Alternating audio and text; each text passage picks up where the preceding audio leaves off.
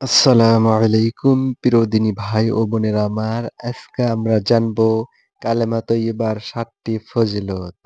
১ নম্বর ফজিলত, এই কালেমা পড়লে লা ইলাহা ইল্লাল্লাহু মুহাম্মাদুর রাসূলুল্লাহ, এই কালেমা হলো জান্নাতে প্রবেশের চাবি।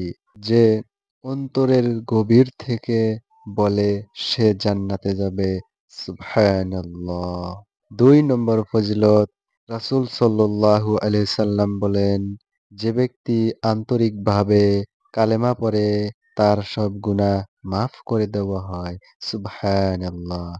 ৩ নম্বর ফজিলত, এই কালেমা ছাড়া ঈমান পূর্ণ হয় না। এটাই ইসলামের ১ম স্তম্ভ। ৪ নম্বর ফজিলত, রাসূল সাল্লাল্লাহু আলাইহি সাল্লাম বলেছেন, আল্লাহর কাছে সবচেয়ে প্রিয় কথা লা ইলাহা ইল্লাল্লাহু। ৫ নম্বর ফজিলত, কিয়ামতের দিনে মুক্তি দিবে এই কালেমা। যদি হৃদয়ে থাকে কিয়ামতের দিনে মুক্তির বড় মাধ্যম হবে। ৬ নম্বর ফজিলত, শয়তান দূরে থাকে। এই কালেমা পড়লে শয়তান পালিয়ে যায় এবং মুমিন শক্তি লাভ করে। ৭ নম্বর ফজিলত, মৃত্যুর সময় এই কালেমা মুখে থাকে। মৃত্যুর সময় যদি এই কালেমা মুখে থাকে তাহলে সে ব্যক্তি জান্নাতি। সুবহানাল্লাহ। এটিকে বলা হয় হুসনে খাতিম।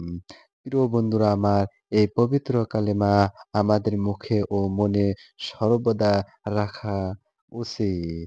প্রিয় বন্ধুরা আমার, দিনে ১০ বার হলেও বলুন লা ইলাহা ইল্লাল্লাহু মুহাম্মাদুর রাসূলুল্লাহ।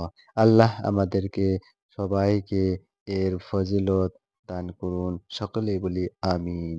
প্রিয় বন্ধুরা আমার, এরকম ভিডিও পেতে চাইলে চ্যানেলটি সাবস্ক্রাইব করে আমার পাশে থাকবেন এবং ভিডিওটি শেয়ার করে দিবেন।